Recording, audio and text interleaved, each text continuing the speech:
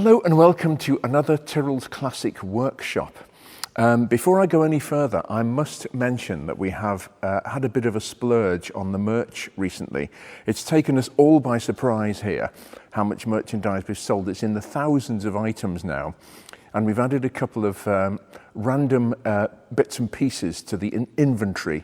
So we have the What Can Possibly Go Wrong t-shirt, and we have the Open the Taps, as in floor the throttle, mash the throttle, open the throttle t-shirts as well. So if you know the person who has almost everything but a tiny t-shirt sized hole in their life, then you now know where to come to get it. And we'll put a link at the end of the video for the merch.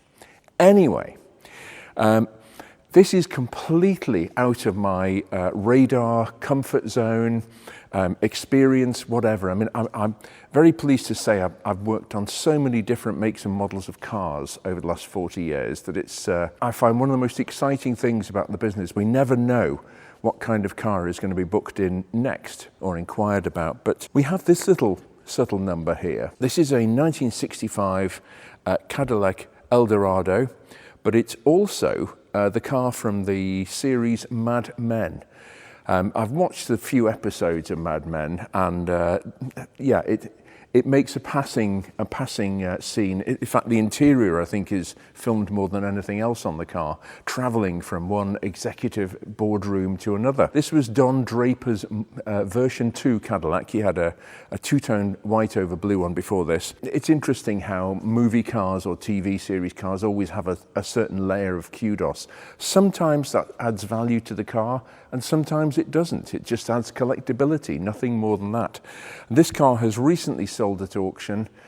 It's in the public domain. It's sold for £13,500, I think, which is very, very cheap. Strikes me as very cheap indeed for one of Cadillac's sort of semi-golden eras, and also a movie star car as well, or TV star car. So yeah, it was a very successful series. I think it had 16 awards or something crazy like that. But here it is, larger than life itself. One of these sort of American land yachts. And I have to confess, there are certain American land yachts that I always have had a very secret yearning to drive and just get up close and personal with. One of them is the Lincoln Town Car from the mid-1970s with the sort of curved windows that eat into the bodywork. It's not a pillarless saloon like this, or a pillarless coupe, but I love the styling of it. And again, I'm thinking back to Starsky and Hutch, the very famous cop drama in the 70s. And they had, of course, Starsky and Hutch had a very subtle Ford Gran Torino in bright red with a unmistakable white stripe, like a sideburn down the side. But in the opening titles, there was one of these Lincoln Town Cars which rocked and rolled its way around a car park in a chase, a black one. And that was forever imprinted on my memory, just those few seconds of screen time.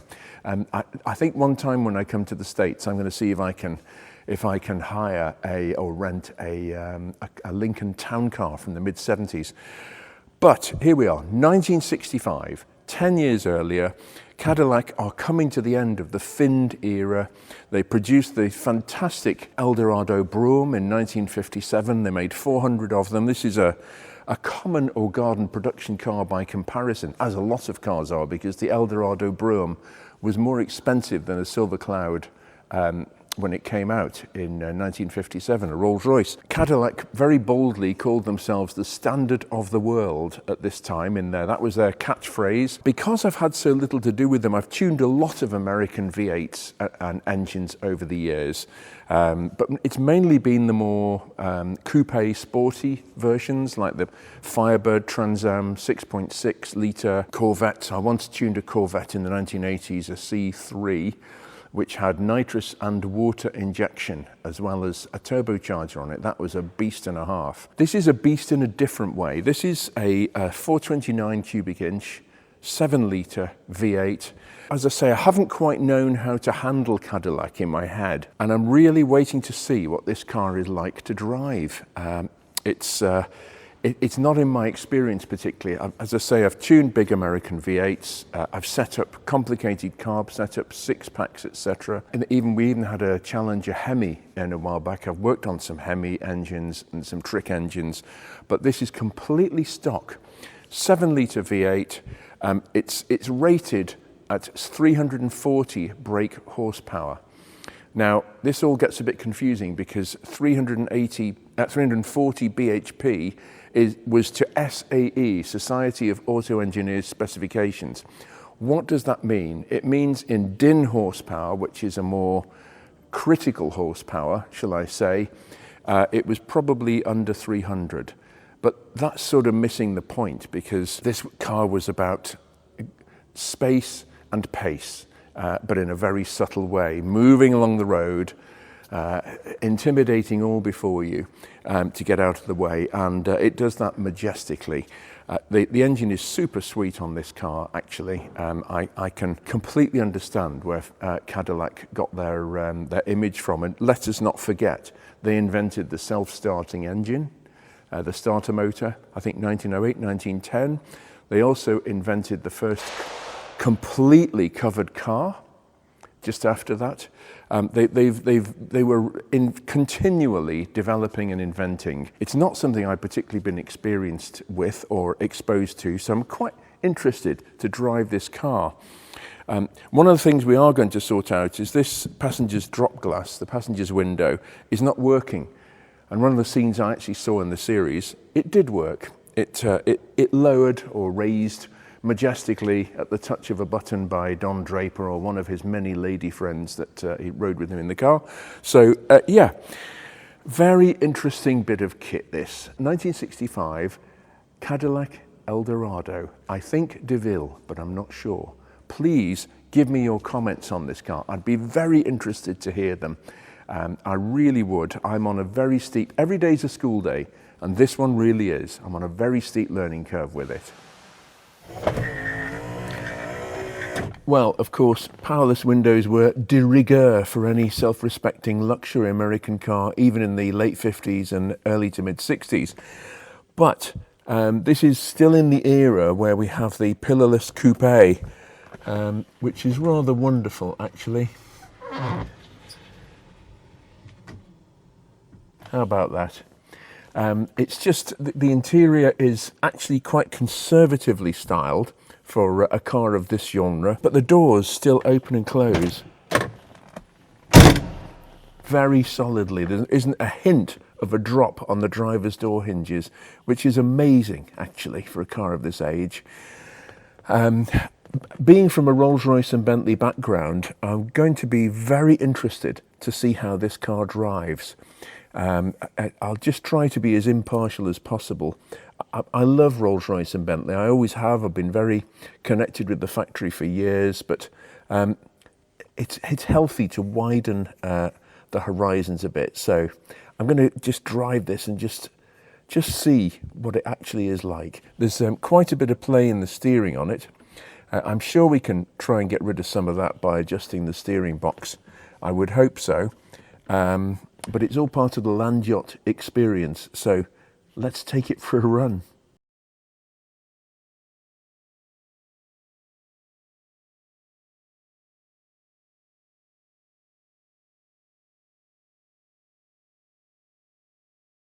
Well, here we are out on the road in this beast, and I have to say immediately I am very impressed with the driveline refinement on this car.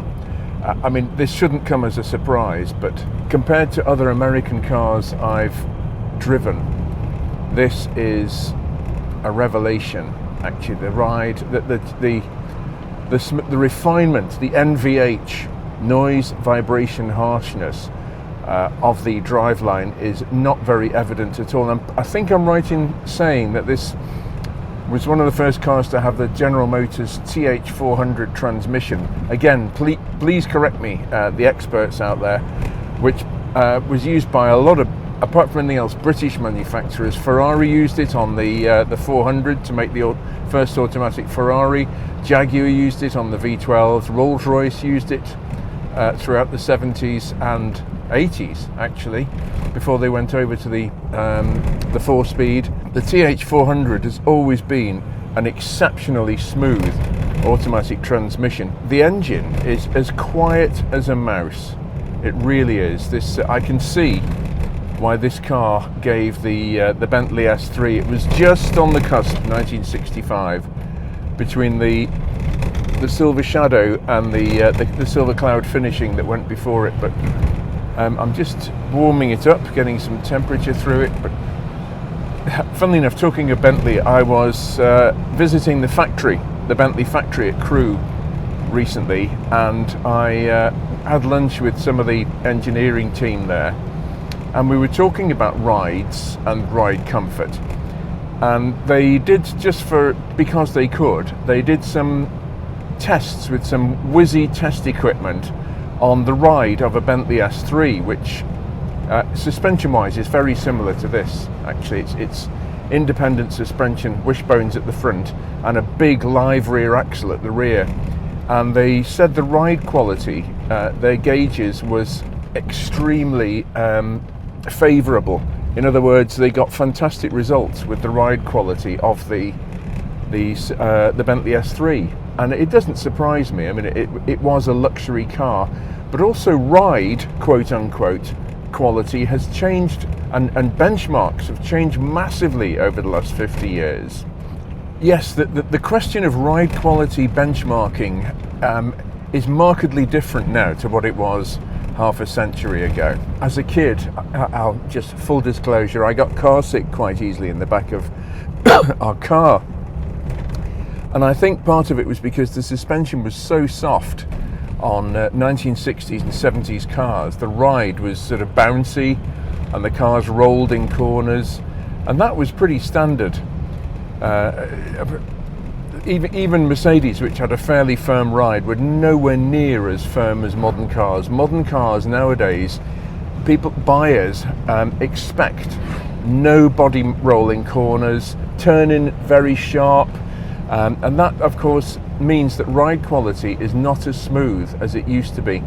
I haven't driven one of the latest S-Class Mercedes. They sort of have always led the charge in technology, along with Cadillac, actually. The ride quality on those, I suspect the latest one of those with its adaptive camera controlled suspension, is pretty good, pretty spectacular. But this is very, very smooth also. It really is. Considering the back axle, it's a huge live rear axle, which means the part of the car that's in contact with the road, supporting the back wheels, is a great big heavy structure.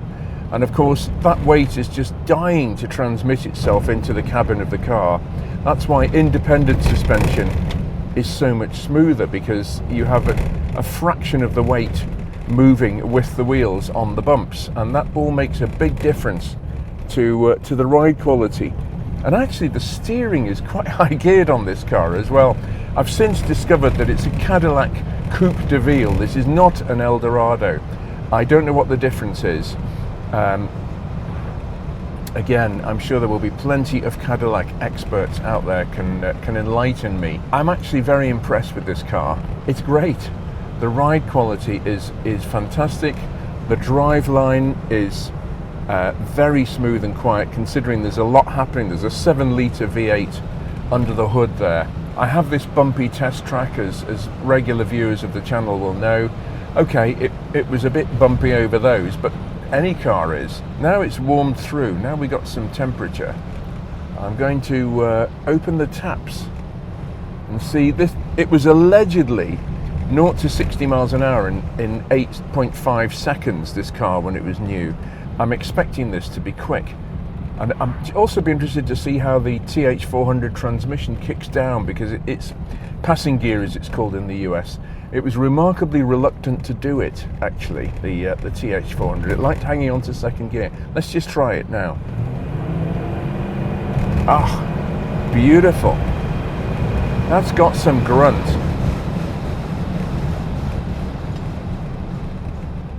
That is quicker than a Rolls-Royce Silver Cloud 3 of the same era.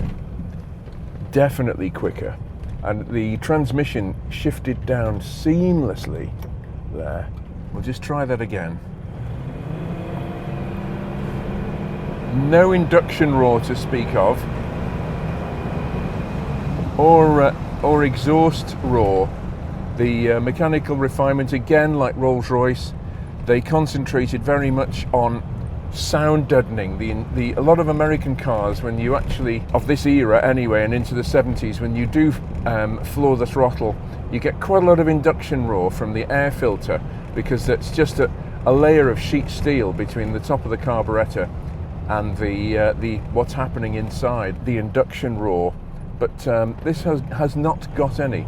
Surprise, surprise. But I can feel it's very responsive when you put your foot down.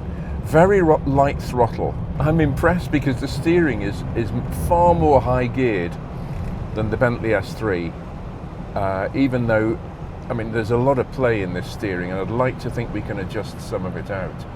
I've also discovered a whizzy way that the steering wheel telescopically adjusts. They were full of stuff like this, Cadillacs, but I'm enjoying myself. I like this. For so huge a car, you can hustle it. It's quite remarkable, actually. Obviously, British B roads are not its natural habitat. And this car is actually going back to the US. It's been in the UK for a period of time, and it's the car was sold at auction, and it's actually a US buyer who we're doing the work for now, who is taking the car back stateside. But okay, we're just going to open the taps on this once more.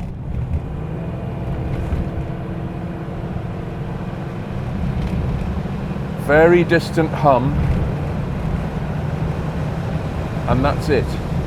And all of a sudden, you're up to, okay, 65 miles an hour is not, an indicated 65 is not, is laughable these days, but it's the way it does it.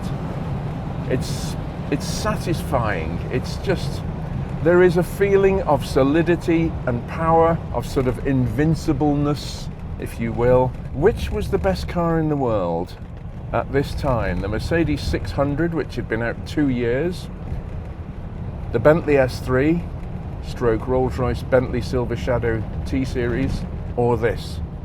That is the question.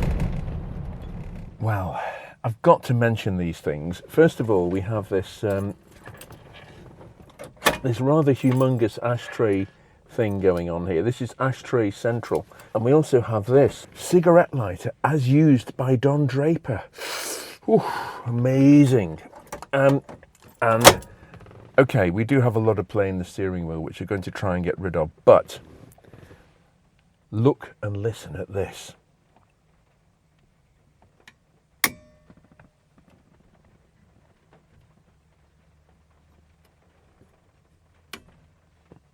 A tactile delight, that is. It just feels beautiful. There we go.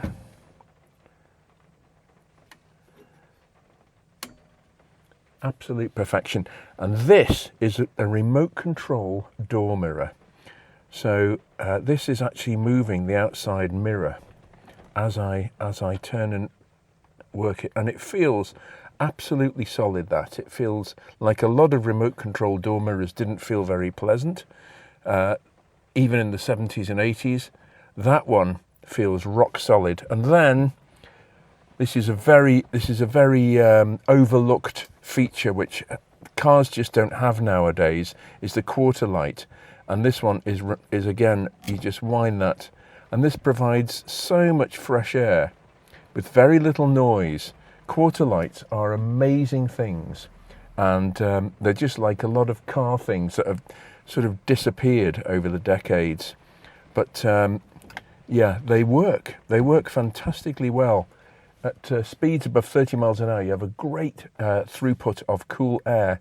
So there you are. Well, there's just one more thing that I have to mention, and that is power seats.